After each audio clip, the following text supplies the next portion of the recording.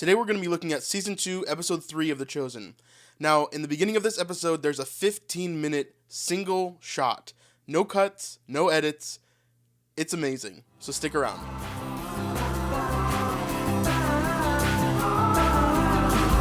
And I wanted to say real quick, thank you guys so much for 1,000 subscribers. This is crazy for us. We spent 10 months trying to get to not even 200 subscribers. But in the last 2 weeks, you guys have changed everything for us. So, thank you. Welcome to the Snipe Life, where we look at creativity through the lens of Christianity. And throughout the cinematography world, one-shots are an amazing thing. But it's pretty much unheard of to do a 15-minute long one-shot.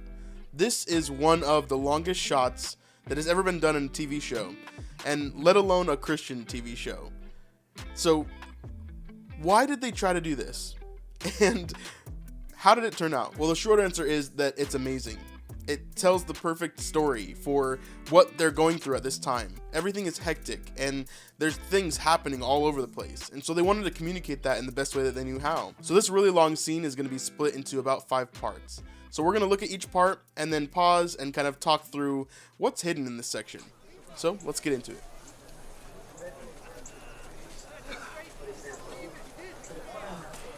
But where would be a good place to start? For you? Yes, for me. The law of Moses, the prophecies of Isaiah, the wisdom of Solomon. For you, I think Psalms of David. Good start. I'm ready.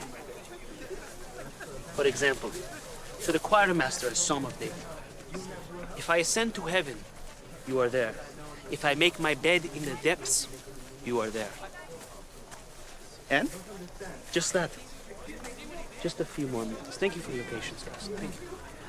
But I'm not planning on ascending to heaven or making my bed deep in the depths. You asked for a passage. Yes, but one that could help me understand how you and everyone else knows more. That's what I know and what you must come to believe if you want to make any meaningful study of Torah. I don't understand. Excuse me? Yes. Can you tell me what happened to Jesus? He healed me. Healed you of what? Epilepsy. Yes, and how long have... Say it back to me. If I ascend to heaven, you are there. If I make my bed deep in the depths, you are there. There's nowhere you can go. No height you can climb to in your intellectual mind. No depths you can reach in your soul where God is not with you. Do you get it?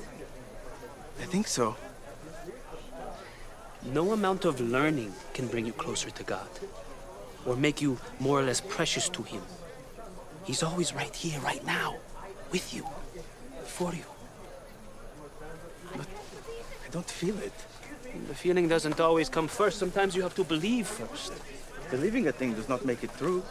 That is wisdom, but these are not just any words. They are David's in Scripture. But how do you know whether David was only talking about himself and not everyone else? He did say, if I ascend, not if people ascend. It almost sounds like you don't want it to be true. Excuse me, can you please tell me what happened to Jesus? Are you with him? Yes, we are his students.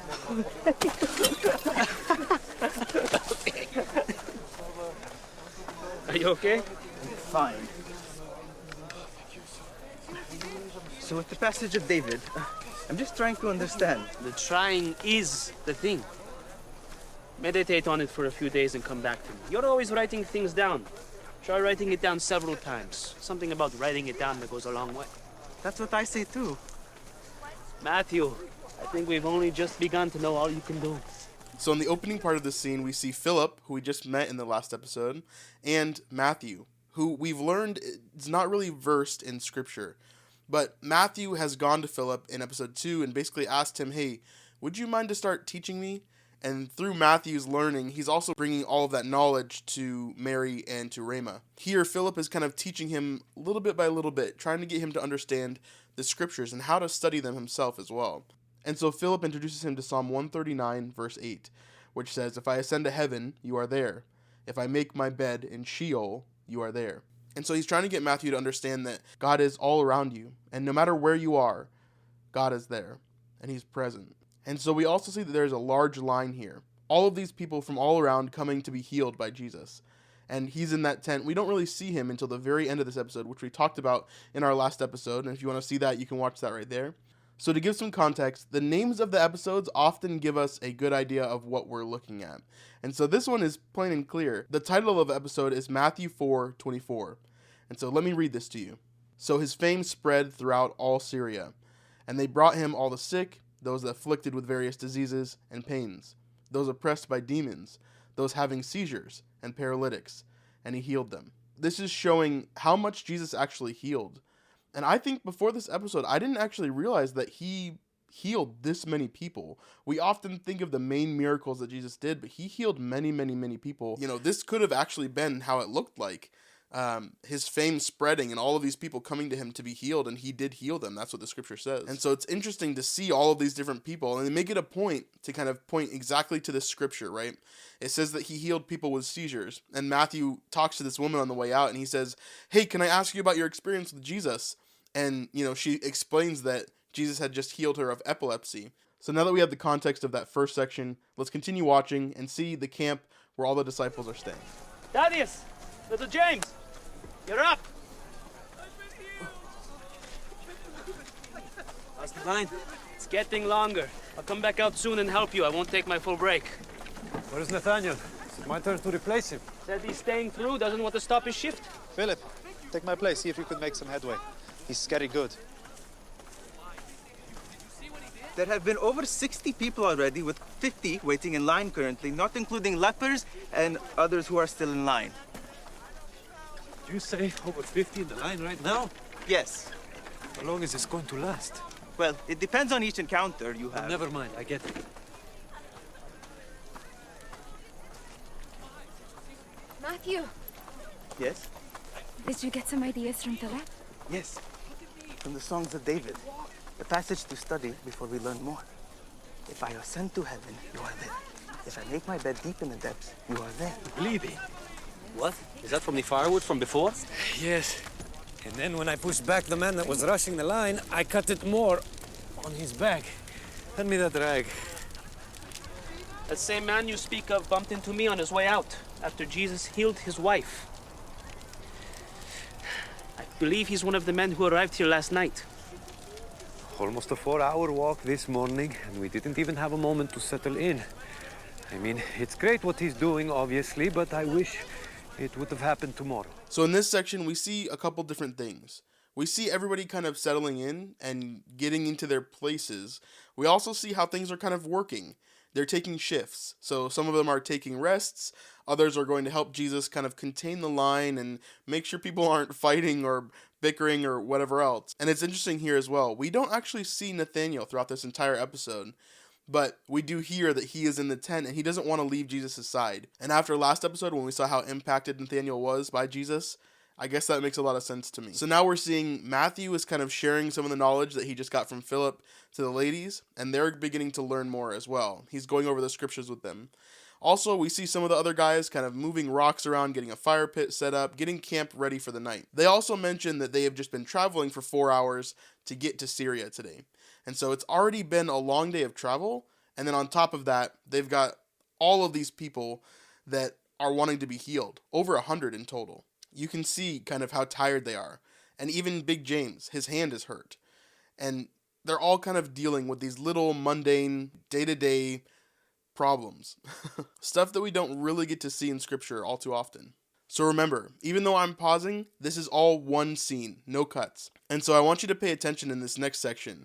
There's a lot of points when you can kind of see the actors are intentionally moving out of the way of the camera or making space so that everything works seamlessly. They didn't have much time to do this scene. And so the sun was going down and this was their last shot to do it. But I want you to kind of see all the intricacies that went into it because it's an amazing shot. So in this next section, they're going to talk heavily about the Messiah. And so let's continue watching. What is happening? What are we a part of? Is it wrong to say I have no idea? No, it makes me feel better. I think that I haven't had time to think about it. All this time, my parents, I just now hate it. Other than that, I figured Thomas and I would get our answers from the rest of you. The word is already spreading so fast. I didn't think about that. Have you thought about the fame from all of this? I wouldn't mind being famous. I'm not surprised. It's not as fun as you might think. I cannot remember a time I did not think about the Messiah at least once a week. My whole life I prayed and prayed that he would come during this time, and I just hoped that I would at least get to see him. But to be close to him like this, and nobody like me, what's not fun about that? You called today fun. Maybe not fun, but good. With this fame comes enemies. You will be hated too. I'm used to that. Well, you were protected, and your enemies weren't powerful. Speaking of enemies, if someone had told you growing up that you would be a student of the Messiah, you would be close to him and you will help him in his mission, what would you have thought? I would have said, sorry, I'm a girl. Ask my brother. Fair enough. But really, Thomas, what would you have thought? I would have thought I don't have military training. That's still a problem, actually. Exactly. When I was a child, I used to think how amazing it would be to see Messiah kill all the Romans on my street, and I wanted to help him. So I want to pause it here because that line may have jarred some of you.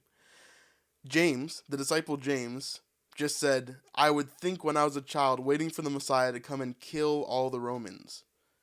Now, we know that that wasn't Jesus' purpose. However, in this section, the disciples talk a lot about some of the misconceptions that they had about the Messiah, some of the thoughts that they had about who he was going to be and how he was going to act. They thought that he was going to be a warrior king that would come and he would slaughter all the Romans, slaughter anybody that's trying to take over Israel and Jerusalem. Jesus did not come that way. Jesus came as a baby in a manger who was there to heal and to love and to forgive. Totally different than what they had thought growing up. And so let's hear James talk a little bit more about that. I trained every day with a wooden sword. Yes, and I have this scar that proves he was pretty good.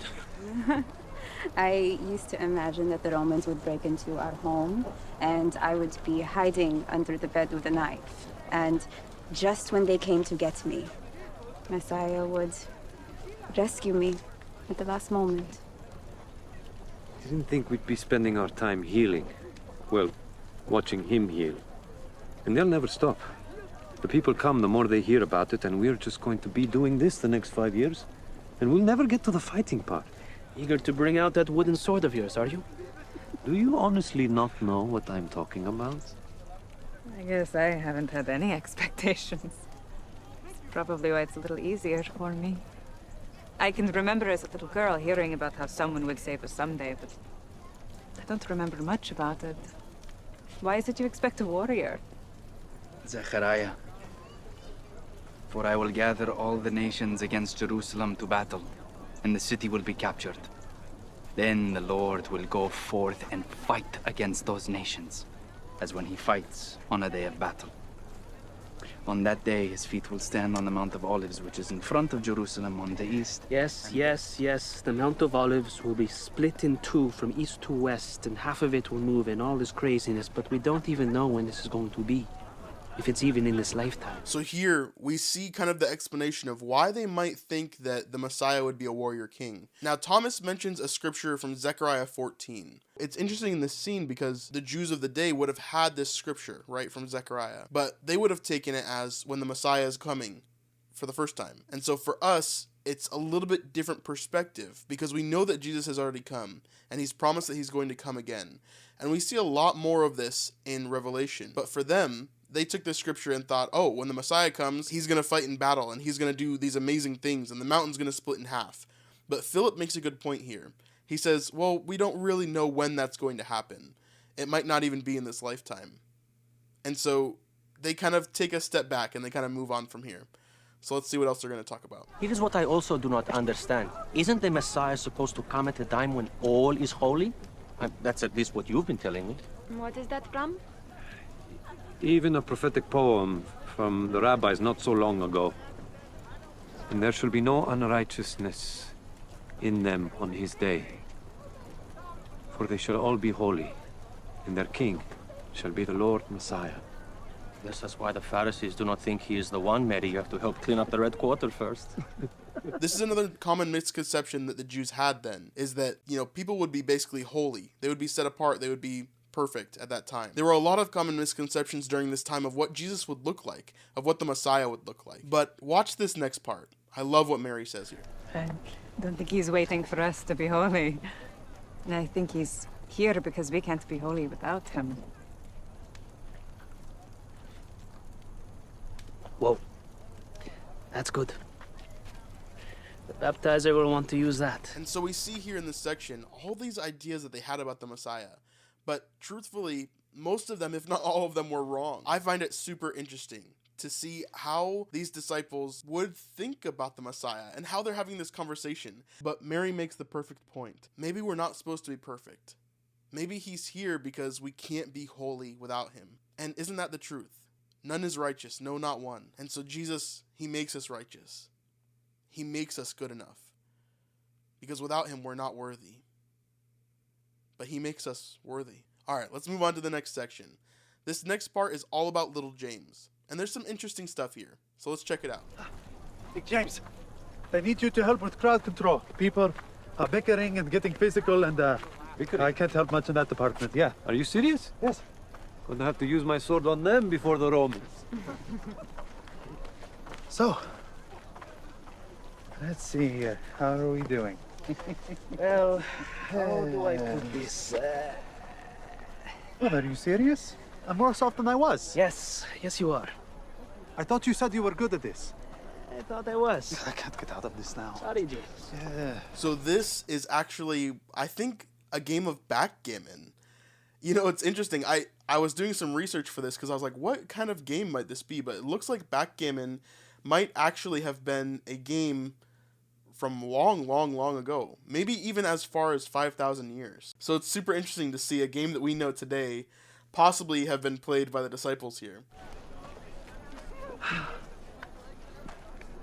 So what was everyone talking about?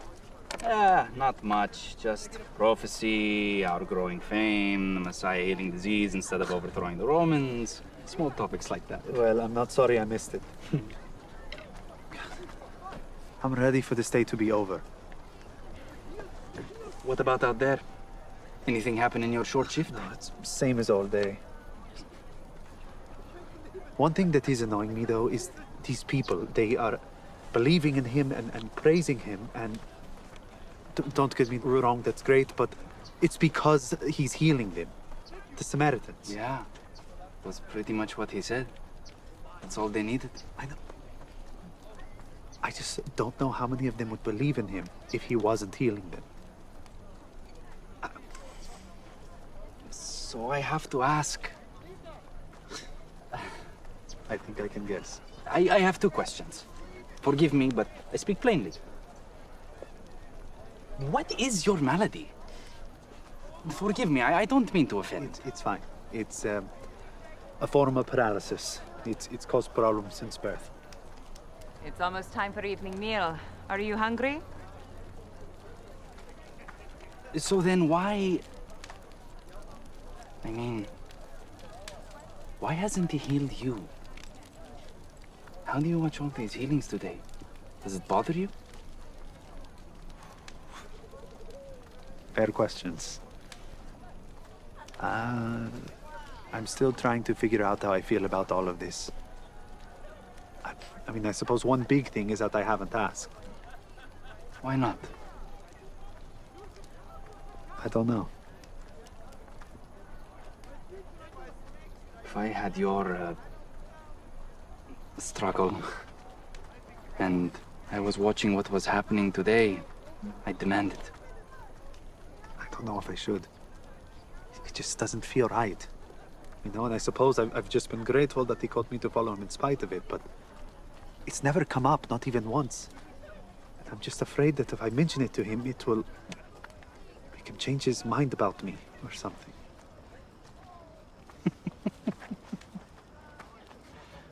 I'm pretty sure he knows your situation. It's not like if you pointed out, he'd be surprised. That's true. Mary!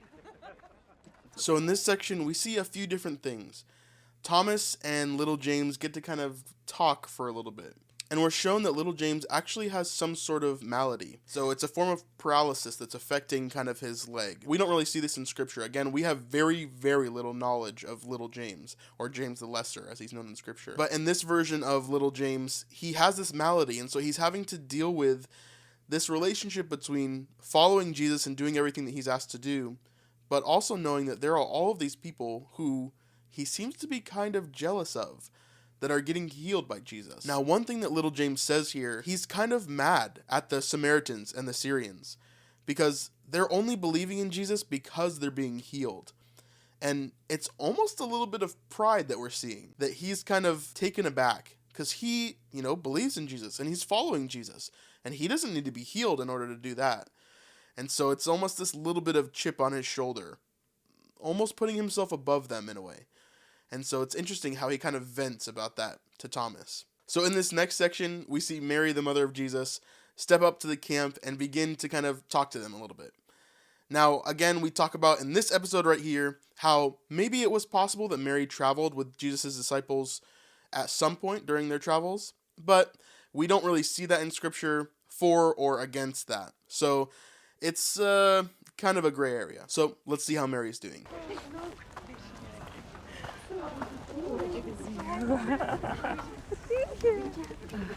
We thought you were coming tomorrow. Well, some friends were able to come with me earlier, so they dropped me off today, and they're seeing some family in the area. You'll be with us for a little while, yes? Through the feast, and then we'll see. Oh, Philip! Shalom! What are you doing here? With your son now. Is John all right? I haven't spoken to him in a while. John is fine, but he said the time was now, so here I am trying to make myself useful. Uh-huh. Mary, this is Matthew. He wasn't with us at the wedding. Ah, shalom, Matthew. Welcome. Oh, look. That's fine clothing. Thank you. Well, what do you do? I don't. I He's was... a new student. Jesus called him. Ah, lovely. Well, I'm sure you're someone special. So, was today a very long day? I saw a lot of people. Simon told me to come back here. Do we know when Jesus will be finished? We walked here from Philippi this morning and he hasn't stopped since then. He has always been a worker. He gets that from his father. Both of them, I suppose. Speaking of work, I see the food. You look exhausted. I'm here to help. We'll have it ready very, very soon. We see a couple of different things. So Mary begins to talk to the group, saying that she had some friends that were traveling to the area and that they dropped her off. I have an ant on my camera. Obviously, Mary would not have traveled alone. She's a woman, and it's just dangerous to travel alone in general. So as Mary arrives to the group, we see a couple interesting things. First, she immediately recognizes Philip. So she's met him before. And remember, John the Baptist, who was Philip's mentor for years, right? That is Mary's nephew. She must have seen John at some point, visiting him at some point, and met Philip during the last few years. Now, the next interesting thing is that we see that she immediately recognizes Matthew's wealth. Remember, everybody else kind of has these rags for clothing, but Matthew's clothing is very nice. This would have been immediately obvious to anybody during this time. Right as Matthew's about to explain how he used to be a tax collector, Mary Magdalene saves him. Again, we've seen this a couple times before, where Mary's kind of keeping an eye out for him, and she's kind of watching him to make sure that he's all right. And she kind of saves him here and stops Mary from discovering that he was a tax collector, for fear of judgment and kind of everything else that comes with that. Real quick, I wanted to talk about a few things. We just hit 1,000 subscribers, which means that we can apply for monetization on YouTube, but we're not quite monetized yet. So there's a few things that you could do to help us out if you want to see more of these episodes. The first thing is, well, you're doing it right now. Thanks for watching this video. Like, share, subscribe. Those really, really help us out. And the second thing is that we have a Patreon. If you'd like to be part of our community there, you can do so for $5, $10, or even $25 a month. And there's a lot of different perks that you get in each level. So we'd love to see you over there. If not, that's okay. Keep watching the videos. But if you want to do that, we'd love to have you there. So that was a nearly 15-minute, one-shot, one-take, amazing scene. Not everything was perfect. There may be little things here and there that you could pick out, but the fact that they got that done is amazing. And they did it in one day. The next scene that we're going to talk about is when all the disciples are around the fire and they get in kind of a fight. So we're going to talk about that next time. So make sure you check that next episode out, and I really hope you liked this one. So let us know below, what was your favorite part of this scene, or just in The Chosen so far? We'd love to talk to you guys, and we try to reply to every single comment. So I hope you guys liked this scene as much as I did. We'll see you on the next one. Thanks for being part of our community. Peace.